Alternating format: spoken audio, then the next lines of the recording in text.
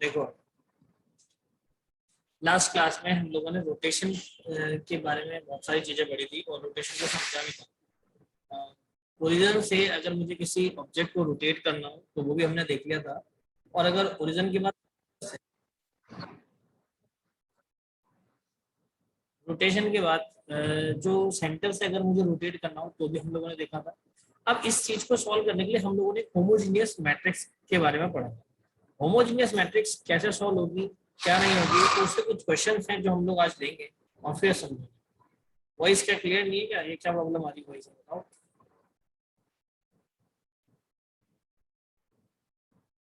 Voice clear है या नहीं है?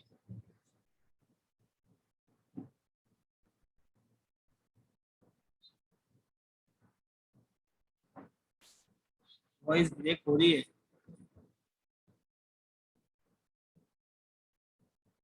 रुको कुछ करता हूँ, एक मिनट रुको, देखता हूँ वॉइस का कुछ।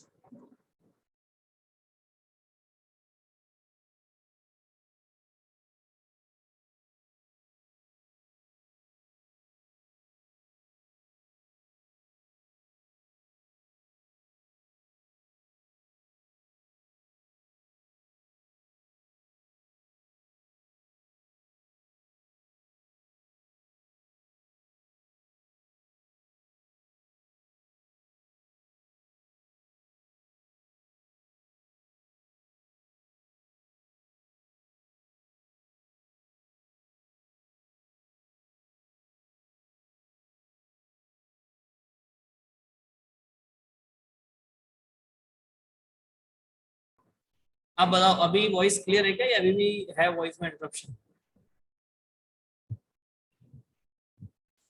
अभी वॉइस क्लियर है सभी? क्लियर है ना? सबको क्लियर है? ठीक।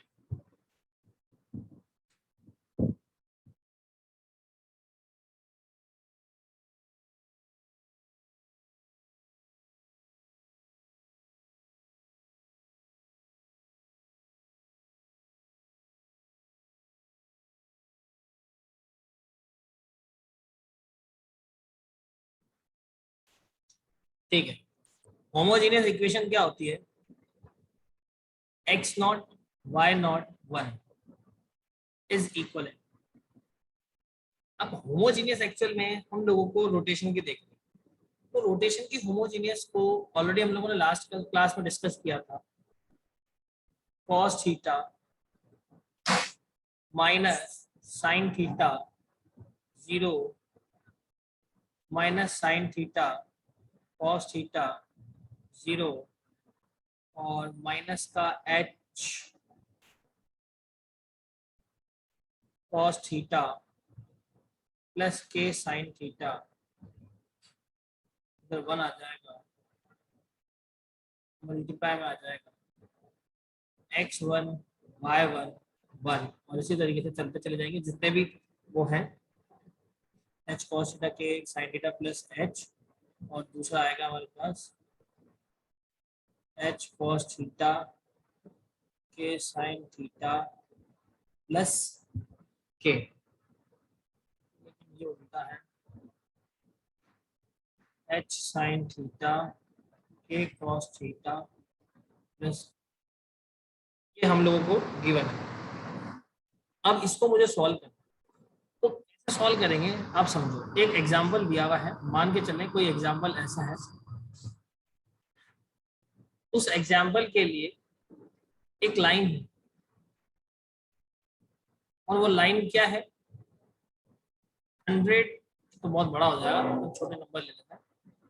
2,3 टू 4,5 की एक लाइन है, और छोटी सी एक लाइन है।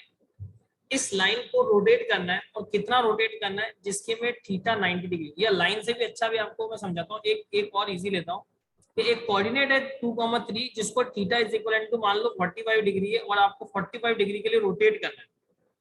थीटा क्या है? 45 डिग्री, और आपको 45 डिग्री के लिए रोटेट करना, तो कैसे वो समझेंगे।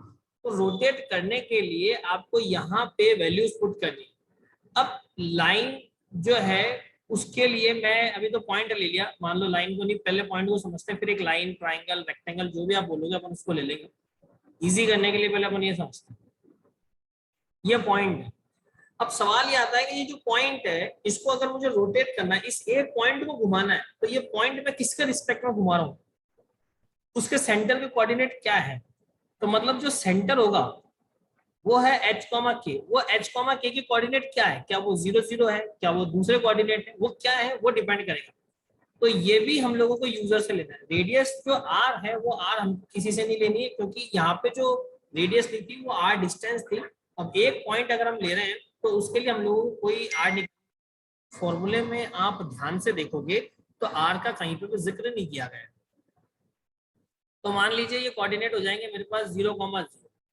अब ये वैल्यूज आप इस फॉर्मूले में पुट कर दीजिए, तो जो नया कोऑर्डिनेट आएगा x0 y0 1, वो कैसे आ रहा है, कॉस ऑफ थीटा बोले तो 45 degree minus sine of theta बोले तो 45 डिग्री और 0, फिर माइनस का साइन ऑफ 45 डिग्री, फिर कॉस ऑफ 45 डिग्री, फिर 0, फिर माइनस h की वैल्यू 0 सुनना, और मल्टीप्लाई कॉस ऑफ थीटा मतलब 45 डिग्री प्लस k की वैल्यू 0, और again sine theta that mean sine of 45 degree और प्लस h यानी 0, फिर minus 0 multiply by sine of 45 degree minus k that mean 0, और cos थीटा, थीटा बोल तो 45 degree और प्लस k 0, और ये वैल्यू है। और इधर आएगा वो पॉइंट जिसको रोटेट करने हैं। तो अगर लाइन है तो 2 कोऑर्डिनेट आएंगे, ट्राइंगल है तो 3 आएंगे, रेक्टेंगल है तो 4 आएंगे, ऑक्टागन है, नेकागन है, डेकागन है, पेंटागन है, हेक्सागन है, जितने कोऑर्डिनेट डायग्राम में होंगे उतने आ जाएंगे। अभी मेरे पास कोऑर्डिनेट सिर्फ एक है, तो यहाँ पे एक आ रहा है, 2 3 और ये लास्ट में। अब इसको सॉल्व करना, सॉल्व करने के लिए बहुत सिंपल सी कहानी है गाइस, कि ये मेरे पास आ जाएगा x0 y0 इज इक्वल। अब cos 45 जो होता है, अब cos 45 sin 45 cos 60 90 sin 60 90 30 0 degree, इनकी वैल्यूज क्या होती है, तो ये वैल्यूज कैसे निकालेंगे वो हम लोगों को समझना है। तो अभी तो मैं बता देता हूँ, cos 45 की 1/√2 होती है, sin की 1/√2 होती है, ये 0, फिर ये माइनस का 2, ये 1/√2 और ये 0, क्योंकि साइन थीटा साइन 45 और cos 45 दोनों ही 1/√2 होते हैं। और ये पूरी टर्म 0 हो जाएगी, ये 0 हो जाएगी, लास्ट में 1 आ जाएगा। और आप देख रहे हैं कि अगर मैं इसको सॉल्व करूं तो ये मल्टीप्लाई के लिए क्या आ जाएगा, 2 3 1 आ जाएगा। मल्टीप्लाई करने का सिंपल सा कॉन्सेप्ट तो ये बोलता है कि आप इस मैट्रिक्स की फर्स्ट रो लीजिए और इस मैट्रिक्स का एक कॉलम ले लीजिए और उसको मल्टीप्लाई कर दीजिए। तो हमने मल्टीप्लाई करना स्टार्ट किया, तो फर्स्ट रो का फर्स्ट एलिमेंट फर्स्ट कॉलम के फर्स्ट एलिमेंट से मल्टीप्लाई होगा, प्लस सेकंड एलिमेंट सेकंड से, प्लस थर्ड एलिमेंट थर्ड से मल्टीप्लाई होगा। तो यहाँ पे 2 जो है वो मल्टीप्लाई होगा 1/√2 से, और फिर उसके बाद माइनस 3 मल्टीप्लाई होगा 1/√2 से, प्लस 0 मल्टीप्लाई होगा 1 से। ये आपकी फर्स्ट रो और फर्स्ट कॉलम ओवर हो गई। अब रो कंप्लीट हो गई है, तो अब आपको सेकंड रो पे आना है। तो वही सेकंड रो का फर्स्ट एलिमेंट कॉलम के फर्स्ट एलिमेंट से मल्टीप्लाई होगा इस तरीके से, और 3 मल्टीप्लाई होगा 1/√2 से, और ये प्लस 0 मल्टीप्लाई हो जाएगा 1 से। फिर थर्ड रो में 0 मल्टीप्लाई होगा 2 से, 0 मल्टीप्लाई होगा 3 से, और 1 मल्टीप्लाई होगा 1 से। ये ऑलरेडी मैट्रिक्स मल्टीप्लिकेशन हम लोगों ने पहले किया है। फर्स्ट रो को ध्यान से देखेंगे तो ये आएगा 2/√2 माइनस 3/√2, 0 लेने का कोई सेंस है नहीं। नीचे आते हैं माइनस 2/√2 प्लस 3/√2, और ये नीचे आ जाएगा 0 प्लस 0 प्लस 1 दैट मीन 1। हमेशा लास्ट वाला 1 ही रहेगा। √2 इसका जो डिनोमिनेटर है वो सेम है, तो 3 में से 2 जाता है तो ये माइनस का 1/√2 बचेगा। सेकेंड रो में आते हैं तो √2 सेम है डिनोमिनेटर, तो 3 में से 2 जाएगा तो 1 बचेगा, तो ये 1/√2 और नीचे 1 है, और ये आपका आंसर हो जाएगा। मतलब जो पहला जो कोऑर्डिनेट था जो ओरिजिनल है, वो ओरिजिनल कोऑर्डिनेट था मेरे पास 2, 3, और ये जो मेरा नेक्स्ट कोऑर्डिनेट है आफ्टर रोटेशन जो आया है वो आया है माइनस का 1/√2, 1/√2, और रोटेशन कितने से किया है, 45 डिग्री से किया है। तो ये कोऑर्डिनेट जो है वो इसमें बदल गया है और ये आपका आंसर हो गया। इस पूरी बात में, पूरी क्लास में किसी भी स्टूडेंट को कोई डाउट है या कोई बात आपको ऐसा लग रहा है कि सर हमको समझ में नहीं आई है, तो आप मेरे से क्लियर करें। देखो मल्टीप्लाई कैसे होता है, कोई भी दो मैट्रिक्स को अगर आप मल्टीप्लाई करते हैं तो दो मैट्रिक्स को मल्टीप्लाई करने का एक पैटर्न होता है। वो पैटर्न क्या होता है कि फर्स्ट जो मैट्रिक्स है उसकी रो ले लो और जो सेकंड मैट्रिक्स है उसका कॉलम ले लो। तो फर्स्ट की रो, सेकंड का कॉलम, इसका पहला एलिमेंट इसके पहले एलिमेंट से मल्टीप्लाई किया जाता है, फिर प्लस का साइन। रो का दूसरा एलिमेंट कॉलम के दूसरे एलिमेंट से मल्टीप्लाई होता है, फिर प्लस का साइन। रो का थर्ड एलिमेंट कॉलम के थर्ड एलिमेंट से मल्टीप्लाई होता है। इस तरीके से एक रो एक कॉलम से मल्टीप्लाई की जाती है। तो फर्स्ट रो का जो फर्स्ट एलिमेंट है 1/√2, वो कॉलम के फर्स्ट एलिमेंट 2 से मल्टीप्लाई हुआ है, प्लस का sine. Second element -1/√2, second element 3 से मल्टीप्लाई हुआ है, प्लस का साइन। जो थर्ड एलिमेंट है 0, वो थर्ड एलिमेंट 1 से मल्टीप्लाई हुआ है। इस तरीके से ये पूरी एक रो कंप्लीट हुई है। सेकंड रो और थर्ड रो में भी ये सेम प्रोसेस अप्लाई किया गया है। इस तरीके से मल्टीप्लीकेशन चला है। अभी इस मल्टीप्लीकेशन में कोई डाउट है या पूरे प्रोसेस में कोई भी अगर डाउट है तो आप क्लियर कर लो। किसी भी स्टूडेंट को कोई भी डाउट है, कोई तकलीफ है, तो आप मुझसे वो क्लियर करो। सभी को क्लियर है? ऐसा तो नहीं किसी को कोई डाउट हो तो पूछ, अगर कोई डाउट है तो आप अभी क्लियर कर लो, और डाउट नहीं है तो जैसा आपको ठीक लगे। लेंदी तो बिल्कुल है, ये हमारे को लग रहा है लेंदी है, लेकिन जब इसको सिस्टम पे डालते हैं तो ऑब्वियस सी बात है, सिस्टम की स्पीड और फास्ट होती है तो वो और ज्यादा फास्टली सॉल्व करता है। तो रोटेट चीजें इस तरीके से होती है, अपना 45 डिग्री रोटेट हो रही है, 90 होगी, 120 होगी, तो वो जितना रोटेट करोगे ऐसे ही होगा। देखो तुषार, 1/√2 कैसे प्लॉट होगा? 1/√2 हालांकि प्लॉट नहीं होता है, वो कैसे होता है, 1/√2 को लिखेंगे 1.41 समथिंग कुछ आ जाएगा, फिर 1 में इसका डिवाइड लेंगे कि तो 0 पॉइंट समथिंग समथिंग कुछ ये वैल्यू आने वाली है, और फिर वो 0 पॉइंट को हम राउंड ऑफ करेंगे फ्लोर फंक्शन में, तो वो 0 बने या 1 बने, उसके अकॉर्डिंग फिर ये वैल्यू प्लॉट होती है। देखो यार, ये सारी वैल्यूज हम लोगों को याद करने की जरूरत नहीं है कि √2, √3, 4, 5 ये वैल्यू क्या होती है, क्योंकि ये सारी ऑलरेडी सिस्टम में अवेलेबल है। आपको सिर्फ वहां पे √2 ये फंक्शन लगाना है, आपकी वैल्यू आपके सामने आ जाएगी।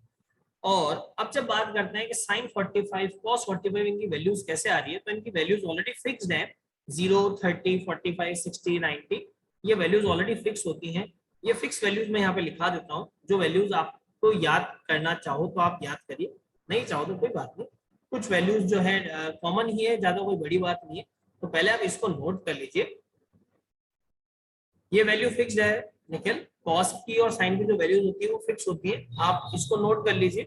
तो मैं इसको हटा के वो वैल्यूज लिख देता हूँ। अब जैसे मैंने एक पॉइंट को रोटेट किया है, उस तरीके से आप चाहे तो लाइन को रोटेट कर लो, ट्राइंगल बना के ट्राइंगल को रोटेट कर लो, रेक्टेंगल कर लो। बट डिपेंड ऑन यू, वो क्वेश्चन उतना ही बड़ा होता चला जाएगा, वो क्वेश्चन उतना ही बड़ा होगा, उतने ही बड़े मल्टीप्लीकेशन होंगे, उतना ही रिजल्ट आएगा और आपके आंसर आएंगे। ठीक है, टेबल वाइज बिल्कुल। ये टेबल मैं अभी लिखा देता हूँ साइन और कॉस के लिए, क्योंकि दूसरा कोई ट्रिग्नोमेट्री आपके काम नहीं आएगा। Yes mister लोककुमार। सर अगर 0.2.2 होता तो 2,2 या 3,3।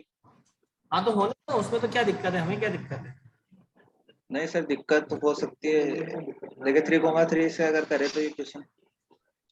हाँ तो नहीं, मैं वही तो पूछ रहा हूँ, हमें क्या प्रॉब्लम है? होने तो पॉइंट तो कुछ भी हो सकता है, मैंने तो आपको पहले बोला यूजर कुछ भी। जैसे मैंने 2,3 लिया, आप 2,2, 3,3, 4,4 ऐसे, तो उसमें तो क्या फर्क पड़ेगा? रोटेट होना है तो होगा, अगर वो पॉइंट प्लॉट हुआ है तो इसका मतलब रोटेट भी होगा। नहीं, नए कोऑर्डिनेट क्या होंगे फिर उसके, देखे उसका भी एक एग्जांपल करके देखना। इसका मान लो √2, है, √2, √2 कोऑर्डिनेट है किसी पॉइंट के। भाई √2 है तो अब √2 को आपको √2 की वैल्यू निकाल के उसको कन्वर्ट करना पड़ेगा ना, उसके बाद ही तो आप उसको सॉल्व कर पाओगे, बिना उसके तो कैसे सॉल्व करोगे? चलो 3,3 ले लेते हैं अपन कोऑर्डिनेट, भाई तो फिर जैसे आप उसको मानो, पहले तो एक काम करो, ये नोट कर लो, फिर आपके 3,3, 4,4, 2,4 के डाउट सॉल्व करो।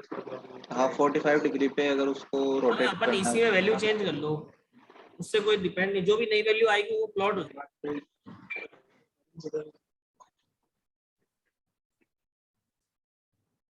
ये नोट किया क्या आपने?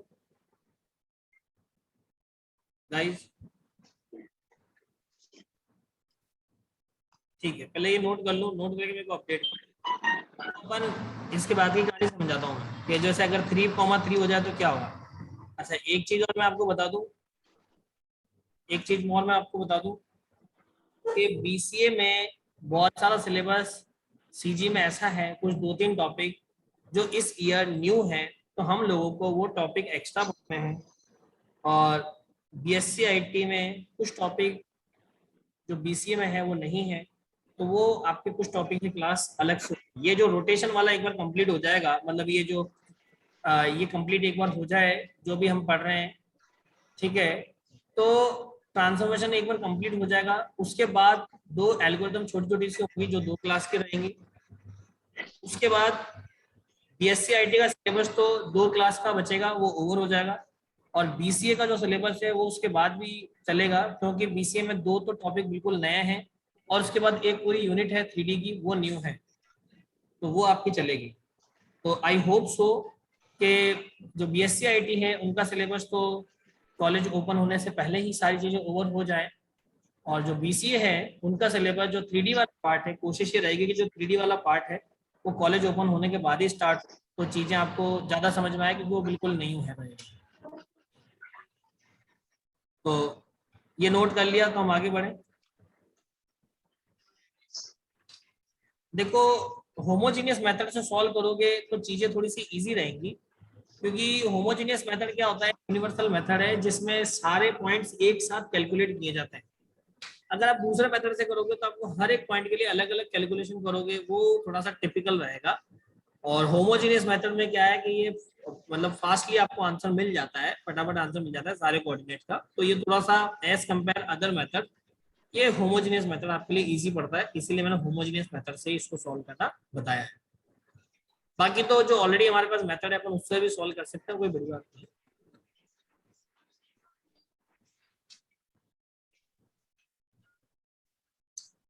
देखो, कंप्यूटर ग्राफिक्स में एल्गोरिथम्स तो बहुत सारी है ना, एल्गोरिथम बहुत सारी है। अब अपने सिलेबस में क्या क्या है, उसमें से अपन 80% एल्गोरिथम्स पढ़ चुके हैं, 80 से 90% एल्गोरिथम अपने सिलेबस के अपन पढ़ चुके हैं 2D की। एक दो एल्गोरिथम्स और है, मिड पॉइंट एल्गोरिथम है, फ्लड फिल एल्गोरिथम है, वो अपने को, और मिड पॉइंट भी एक अपन कर चुके हैं, लेकिन कैरेक्टर जनरेशन एल्गोरिथम है, फ्लड फिल है, ये एलिप्स एल्गोरिथम है, ये कुछ 2-3 एल्गोरिथम्स और अपने को पढ़नी है, उसके बाद अपना सिलेबस ओवर हो जाएगा। और इसमें कोई टिपिकल एल्गोरिथम नहीं है। अगर यही थ्योरेटिकल पार्ट जो भी अपना चल रहा है रोटेशन वगैरह, यही ऑफलाइन क्लास में होता तो 2 क्लास के अंदर ये रोटेशन पूरा ओवर हो जाता है, लेकिन ऑनलाइन में आपको समझाना और आपके लिए समझना दोनों ही एक चैलेंजिंग टास्क है, इसलिए इसमें थोड़ा टाइम ऑनलाइन में ही लग रहा है। ठीक है, ये आपने अगर नोट कर लिया तो हम लोग आगे बढ़े। 3D पार्ट बिल्कुल अलग है, उसकी सब चीज अलग ही होगी। अब देखो, ओके जल्दी कर लो नोट, जिसने नहीं किया फटाफट करो, 1 मिनट और दे रहा हूँ मैं, 1 मिनट में नोट कर लो, क्योंकि देखो आधा टाइम हमारा ऐसे ही जाता है, और उस चीज में हमारा जो पूरा प्रॉपर टाइमिंग है वो नहीं हो पाता है। तो बात नहीं, आप फटाफट से इसको नोट कर लो तो हम थोड़ा सा आगे बढ़े।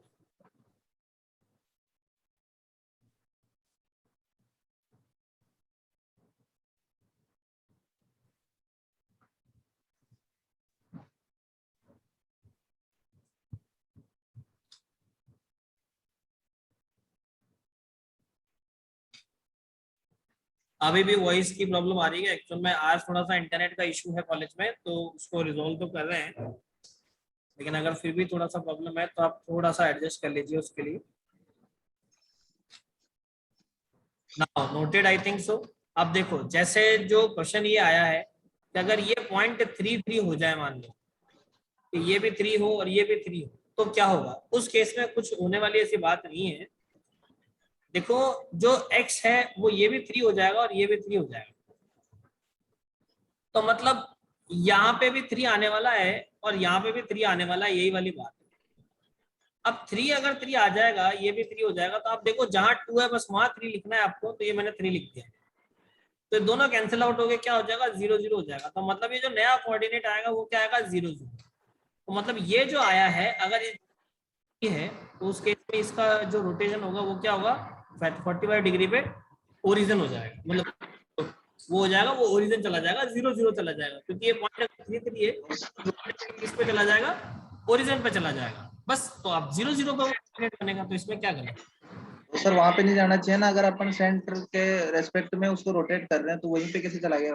देखो अगर सुनो, इसका अगर उस क्या हिसाब से होगा, देखें, अपन कैलकुलेट सुनो करें, नहीं, सुनो मेरी जीरो बात को, कोमा रूट 6 होना चाहिए सर। नहीं नहीं, होना चाहिए। Zero, 0 root 18। देखो सुनो, डिपेंड ये सारी चीजें इस पे भी करती है कि हमारे सेंटर्स के कोऑर्डिनेट क्या है। अब इस 3,3 को ही आप अपने सेंटर्स के कोऑर्डिनेट के अकॉर्डिंग में चेंज करोगे तो भी आपके जो वैल्यूज हैं वो चेंज होके आएंगे। क्यों? क्योंकि आप ध्यान से देखो, जो सेंटर है वो हमारा 0 0 है, तो ओरिजिन के रिस्पेक्ट में जब चीजें मूव हो रही है तो वो उसी अकॉर्डिंग हो रही है। अभी यहाँ पे भी क्या हो रहा है, ये ओरिजिन के अकॉर्डिंग मूव हो रही है। अब मान लो आपका जो ये सेंटर है वो 0,0 नहीं होता, तो अगर वो मान लो वो सेंटर आप कुछ और होता तो 2,3 होता, तो 2,3 जैसे ही वो होता तो क्या यहाँ पे वैल्यू 0 0 नहीं आती क्या? मतलब ये 0 0 आती क्या इसकी जगह? ये तो तो नहीं आती सर, लेकिन अभी तो सर उस हिसाब से, तो उस हिसाब से तो सर जीरो इस कोमा रूट हिसाब से और एटीन उस होना हिसाब चाहिए। से नहीं है, आप चीज को गलत समझ रहे हो, आप उसको सही समझो। देखो, आप गलत कॉन्सेप्ट को पकड़ रहे हो, इसलिए आपको लग रहा है कि वो आंसर गलत आ रहा है, जबकि वो रिजल्ट गलत नहीं आ रहा है, वो रिजल्ट ऑलरेडी सही है। ये हमारा ओरिजिन ये होता है, इसको बोलते हैं 0,0। अब आपका जो 3,3 है वो पॉइंट है, ये पॉइंट है आपका 3,3।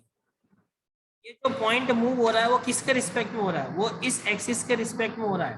तो इस एक्सिस के रिस्पेक्ट में जब 3,3 मूव होगा, जब सेम है, तो वो कहाँ चल जाएगा? इस ओरिजिन पे आ जाएगा।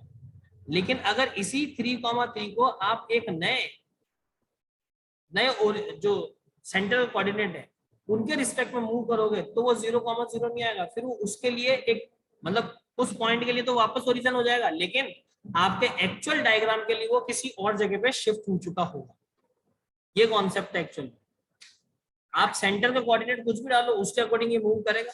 आप सेंटर का कोऑर्डिनेट 0 0 डाल दो, तो 0 0 डालने का मतलब है कि वो जो पर्टिकुलर पॉइंट है वो ऑलरेडी एक्स एक्सिस से जितना भी उठा हुआ है वहां से वापस जा रहा है, तो वो ओरिजिन के रिस्पेक्ट में मूव कर रहा है, वो किसी और कोऑर्डिनेट के रिस्पेक्ट में मूव नहीं कर रहा। तो आप सेंटर के कोऑर्डिनेट चेंज करो तो वो ऑटोमेटिक चेंज हो जाएगा। हाँ, अब बताओ। तो सर वो रोटेट ही पता नहीं कैसे हो रहा है, अपन मतलब जो ओरिजिन है उसके रेस्पेक्ट में रोटेट करे, लेकिन ये तो पता नहीं कौन से उसके रोटेट नहीं हो रहा नहीं, है। तो आप ओरिजिन को क्या समझ रहे हो, मतलब ओरिजिन को कैसे समझ रहे हो आप क्या नहीं, समझ रहे ओरिजिन हो कि जीरो भाई कोमा जैसे, जीरो। मेरी बात आप क्या बोलना चाह रहे हो? अगर मान लीजिए 3,3 पॉइंट यहाँ है, हाँ सर। तो वो पॉइंट यहाँ आ जाना चाहिए था, ऐसा? ऐसा नहीं सर, वो थोड़ा ऊपर आना चाहिए था उसके लगभग, यहाँ आना क्योंकि चाहिए, 0,रूट 18 होगा सर उसका, यहाँ मतलब आना चाहिए ना कुल मिला नए। के। यानी सर 45 डिग्री करेंगे तो वाई एक्सिस के ऊपर आ जाएगा पॉइंट। हाँ, मतलब यही आएगा, यहाँ आ जाएगा, यहाँ आ जाएगा, आपके अकॉर्डिंग तो ऐसे ही आना चाहिए ना वो। हाँ सर। अरे तो गुरु, लेकिन यहाँ क्यों आएगा ये बताओ। रोटेट कर रहे हैं ना सर 45 डिग्री अरे आप ओरिजिन के समझ नहीं रेस्पेक्ट रहे में। हो, रोटेट कर रहे हो अच्छी बात है, लेकिन रोटेट तो इस पॉइंट के रिस्पेक्ट में कर रहे हो ना, ये 0,0 के रिस्पेक्ट में कर रहे हो ना। तो आप ऐसा क्यों समझ रहे हो कि ये एक इमेजिनरी लाइन बनी हुई है और यहाँ पे कोई एंगल बना हुआ है फाई, और आप बोल रहे हो कि अब मैं इस पॉइंट को यहाँ कर रहा हूँ।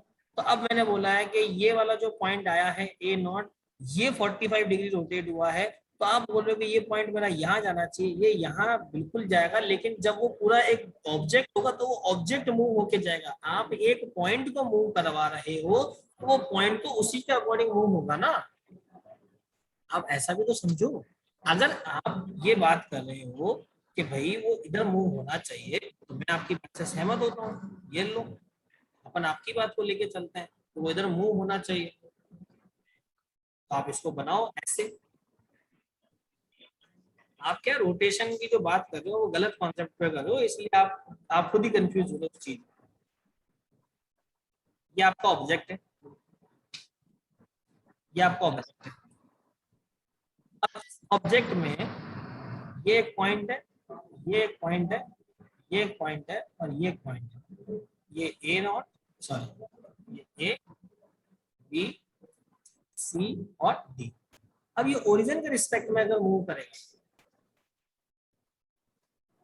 तो अब ये जो डायग्राम बनेगा ना, वो आप समझो कि ये ओरिजिन के रिस्पेक्ट में जब ये पॉइंट आएगा ना लव कुमार, तो ये आ Yes, sir. जाएगा नीचे और बाकी डायग्राम यू शिफ्ट हो जाएगा ऊपर।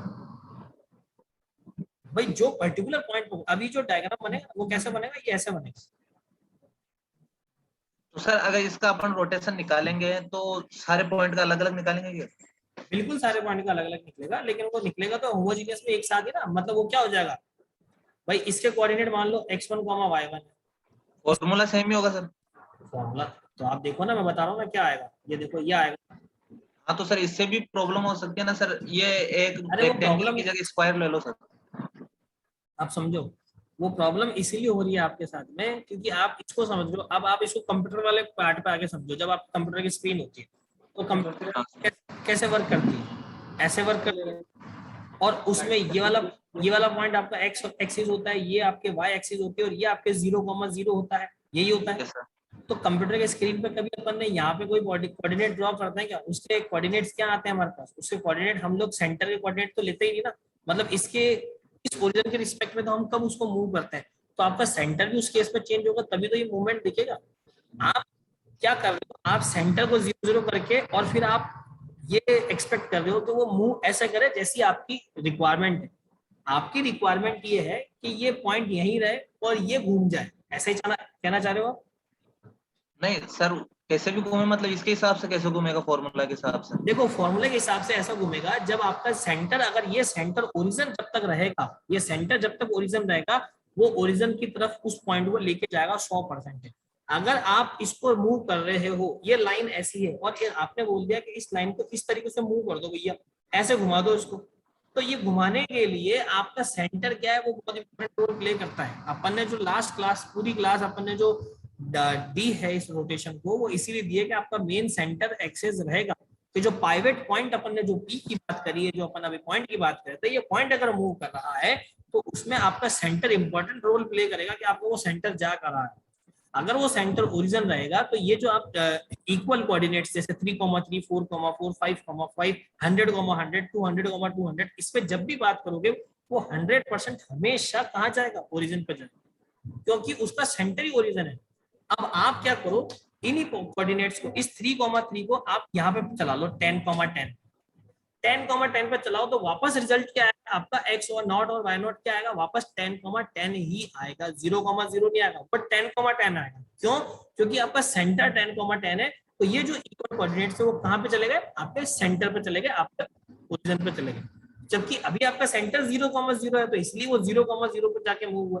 लेकिन अगर आपका सेंटर जो होगा जैसे 3,10 हो जाएगा तो वो कोऑर्डिनेट भी कहाँ चला जाएगा, उस 10,10 पॉइंट पे चला जाएगा।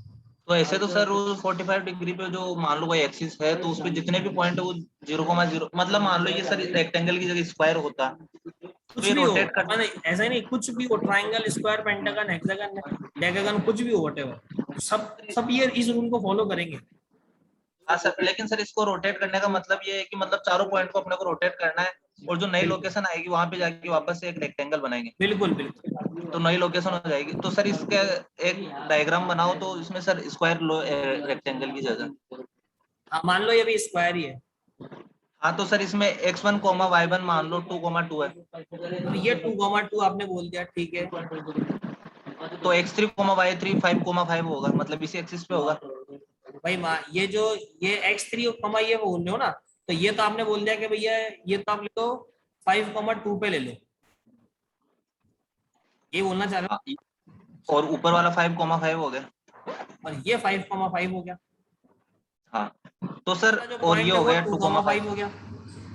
हाँ तो सर इन दोनों की तो निकल जाएगी डी और बी की, लेकिन ए और सी की नई लोकेशन निकालेंगे ना अपन 45 डिग्री पे तो वो रोटेट करने के बाद, तो ओरिजिन दोनों जो की आपका लोकेशन सेंटर सेम ही होगा वो आएगी। सेंटर पे ही जाएगा।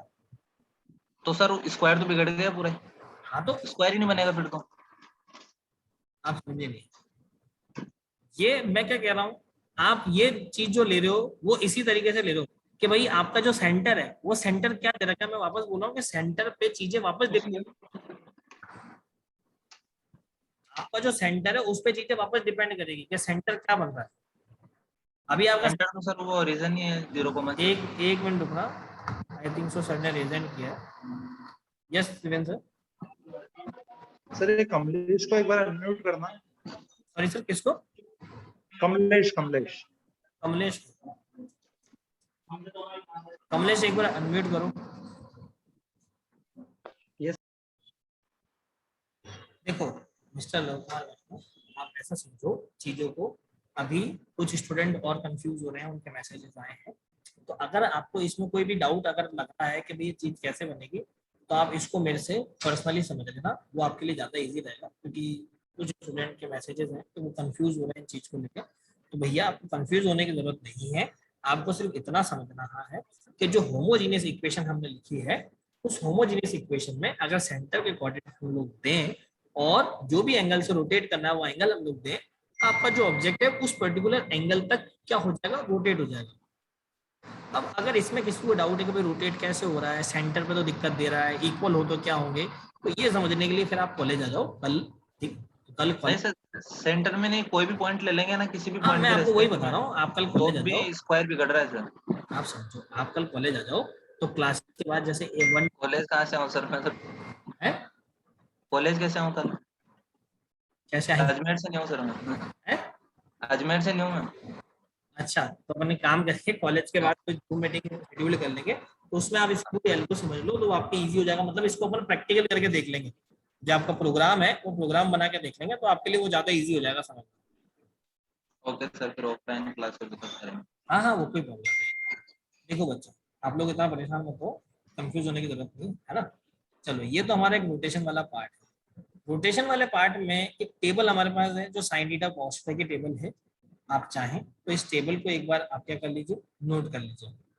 ये जो टेबल है साइन थीटा के भाई 0 degree, 30 degree, 45 degree, 60 degree, 90 degree, अब 180 और 210 डिग्री भी इसमें लिखा हुआ है, लेकिन आपको मैं तो कहता हूँ ये टेबल ही याद करने की जरूरत नहीं पड़ेगी, क्योंकि अगर प्रैक्टिकल करेंगे तो सिस्टम में ऑलरेडी हमारे पास math.h लाइब्रेरी में ये सारे फॉर्मूले जो होते हैं, इन सब के कोऑर्डिनेट और इन सब के जो एंगल्स हैं ऑलरेडी मेंशन है कि आपको साइन 30 डिग्री की वैल्यू ऑटोमेटिक आ जाएगी। लेकिन फिर भी अगर कोई थ्योरेटिकल क्वेश्चन आता है तो उसको समझने के लिए आप इसको नोट कर सकते हैं, वो आप इसको। हाँ, मैथ्स वालों को तो सबको ये आती होगी, तो कोई बड़ी बात नहीं है, इसको कर लो। फिर इसके बाद एक थ्योरेटिकल पार्ट है, आप उस थ्योरेटिकल पार्ट को नोट कर लीजिए, और फिर हम थोड़ा सा आगे बढ़ते हैं, चीजों को समझते हैं।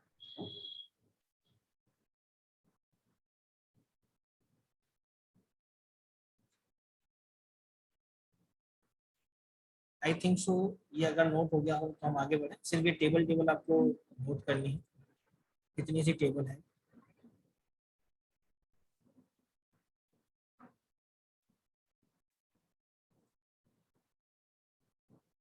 ये 270 डिग्री है, 270 degree, 270 degree,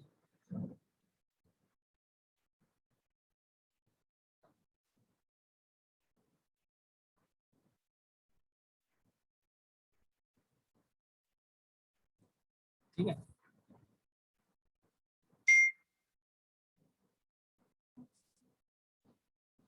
I think so ये नोट हो गई होगी। अब हम आगे चलते हैं।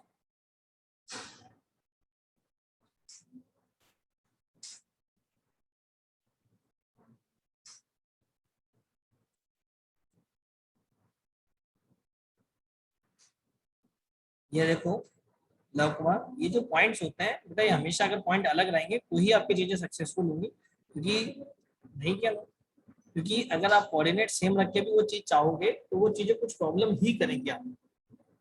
तो फिर भी आपको अगर इसमें डाउट है तो आप जब अपन यहाँ पढ़ेंगे ऑफलाइन या जैसे भी है, एक तारीख से जैसे आप सब हो, तो आप उन चीजों को यहाँ पे क्लियर कर लें, तो आपके लिए इजी हो जाएगा, ठीक है। फटाफट से इसको नोट करो, तो आगे कुछ थ्योरेटिकल पार्ट और नोट करना है, वो आप नोट कर लीजिए, उसके बाद फिर हम आगे बढ़ते हैं। यस मिस्टर जसप्रीत, म्यूट करो। सर साइन 270 की वैल्यू तो -1 होती है, इसकी साइन 270 की। मैं इसीलिए कह रहा हूँ आप 90 तक कर लो, क्योंकि इन्होंने नोट करी हुई है, तो ये वैल्यू सही है नहीं है ये मेरे को वापस चेक करना होगा। आप 90 तक वैल्यू नोट कर लो, कि 90 तक ही वैसे हमारे काम की है। ओके या आप 90 तक ही नोट करो इसको, क्योंकि इन्होंने सही लिखी है नहीं लिखी है वो अपन नहीं कह रहे हैं, तो इसलिए आप 90 तक की वैल्यू लिखो, ज्यादा सही है।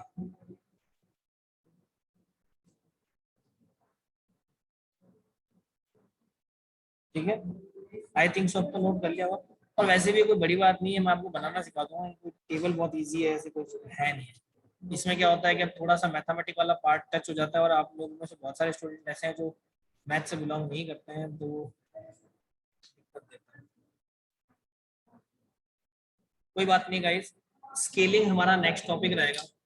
स्केलिंग में क्या होता है, हम ऑब्जेक्ट का जो साइज है उसी को चेंज कर देते हैं। जैसे स्क्वायर है तो उसका साइज बढ़ा देंगे, वो रेक्टेंगल भी बन जाएगा, या स्क्वायर है तो स्क्वायर को बड़ा कर देंगे। तो उस तरीके से स्केलिंग 3 तरीके से होती है, एक्स एक्सिस के रिस्पेक्ट में, वाई एक्सिस के रिस्पेक्ट में, और एक्स वाई दोनों के रिस्पेक्ट में। 3 तरीके से स्केलिंग होगी। या तो एक्स एक्सिस के रिस्पेक्ट में हो तो वो हॉरिजॉन्टली बढ़ेगा, वाई एक्सिस के रिस्पेक्ट में होगी तो वर्टिकली बढ़ जाएगा, और एक्स और वाई दोनों के रिस्पेक्ट में होगी तो वो हॉरिजॉन्टल और वर्टिकल दोनों साइड से एक साथ बढ़ेगा। तो इंक्रीज और डिक्रीज दोनों हो जाएगा, उसको हम लोग बोलते हैं स्केलिंग। उसको हम लोग क्या बोलते हैं, स्केलिंग। ये स्केलिंग के आप स्क्रीनशॉट लो, चीजें कर लो, ताकि हम लोग कल की जो क्लास है, जो नेक्स्ट क्लास हमारी होगी, उसमें स्केलिंग को अच्छे से समझ पाएंगे। सारी बात समझ, आज की क्लास तो हमारी इसी तरीके से चली गई है, फिर कोई बात नहीं, वो तो आगे की क्लास में हम लोग चीजें समझ लेंगे। एक बार जो बड़ा पार्ट था, रोटेशन वाला पार्ट, जो ज्यादा इंपॉर्टेंट समझने वाला था, वो आप सब लोगों के दिमाग में बैठना बहुत जरूरी था, उसने हमारा टाइम कंज्यूम किया है, तो वो कोई बड़ी बात नहीं है। उसके बाद स्केलिंग वगैरह ये जो है, ये ज्यादा पार्ट नहीं लेंगी, ज्यादा टाइम नहीं लेंगी, लेकिन आप स्केलिंग को फटाफट से नोट कर लो या स्क्रीनशॉट लो, ताकि बाद में आप नोट कर लेना। तो कल मैं आपको स्केलिंग पूरा एक बार डिस्क्राइब कर दूंगा, तो नोट करने वाला जो टाइम है वो हमारा सेव हो जाएगा। स्क्रीनशॉट ले रहे हो उसका?